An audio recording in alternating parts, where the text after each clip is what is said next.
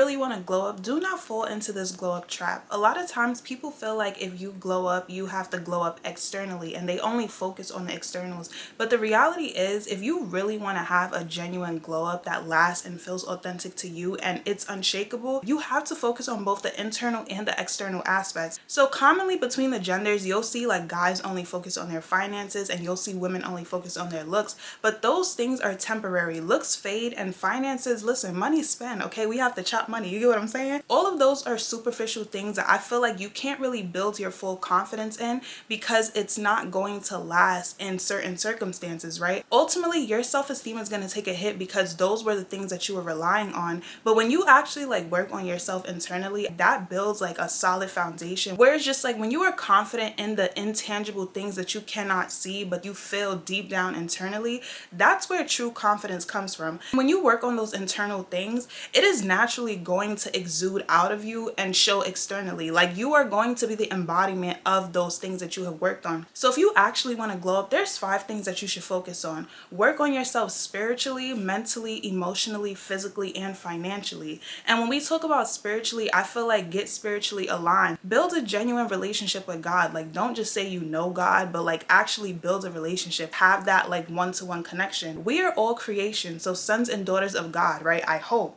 Okay, I hope so. Which ultimately means that we are fragments of God, which means that God is within you, which means you are in alignment with God. So long as you are conscious enough to align yourself with that God consciousness, you are then aligning with your higher self, and your higher self will be guiding you along your path, which is ultimately like the best thing, right? Because you embodying that version of yourself, that higher version of yourself, is what makes those good decisions. It's what guides you. It's where you're walking in discernment. You're operating out of wisdom. And when you genuinely tap into those versions of yourself, there is no way that like you will not prosper. And when it comes to your mental health, it is so important for you to really like build that self-awareness and really like connect with yourself. Like learn yourself and study yourself the way that y'all want to get in relationships and study people and really learn a person. Like want to learn yourself that badly so that you are able to pick up on your patterns, really understand what's going on in your thoughts, be able to dissect and really unpack all the stuff that's going on in your mind, whether it's past things or things that you're currently thinking about.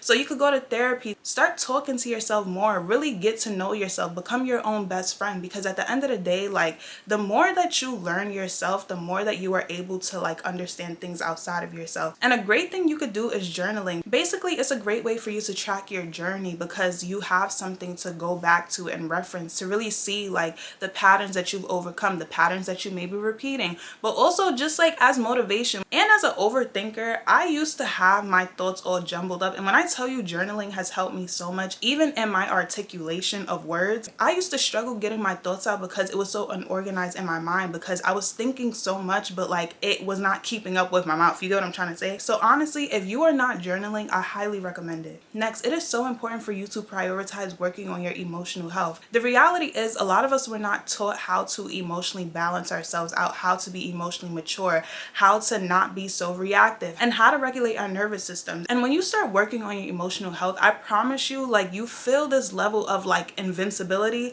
because you don't react so much. Like you can see when someone is trying to get a reaction out of you. You can tell when, okay, like I may be feeling anxious or whatever in a certain moment, but you're able to like regulate yourself and balance yourself out and allow yourself to really like mentally process things in a healthy way. So the more emotionally balanced that you are, the more that you can process your thoughts better and you can come up with better solutions to your problems. Then when it comes to your physical health, of course, like you should take care of your body. You should take care of, you know, like your appearance, your looks, because at the end of the day, when you look good, you feel good. And let's be honest, we live in a shallow world. So people are interacting with you based on their perception of you.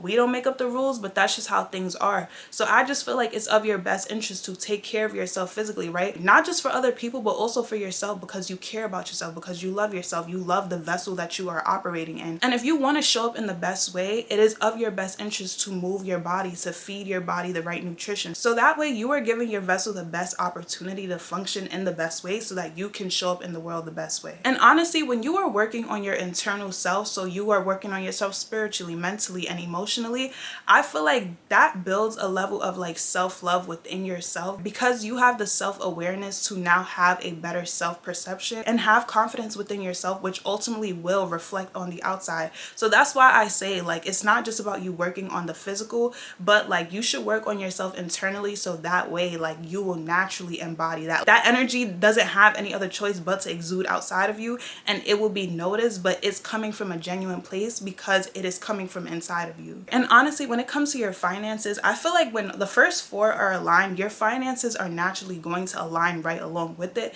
because money is energy. So when you are operating from your higher self and you are aligned with yourself spiritually, mentally, emotionally, and physically, I just feel like money is just gonna come to you. You get what I'm trying to say? So anyways, y'all, if you want to glow up, make sure you are doing it the right way. And I'm not saying that if you only focus on glowing up physically that is not going to work for you, because I feel like it does work for people, but it's kind of like that idea of a person can look good on the outside, but like how they show up and how you feel when you are experiencing them, just like what they project outside, can determine whether that look still makes them look good or if it makes them not look good. You know what I'm trying to say? You can be a fine person and have an ugly personality. That ugly personality is automatically going to override your good looks. So I just feel like, listen, if you really want to glow up, like focus on glowing up overall, especially internally, so that way it can exude externally, and your confidence is stemming from your internal guide and not necessarily just what you have outside of you. Because like I said, what you have outside of you is not always going to be there, right? It's easy to put on a costume to make yourself look a certain way, but like at the end of the day, I feel like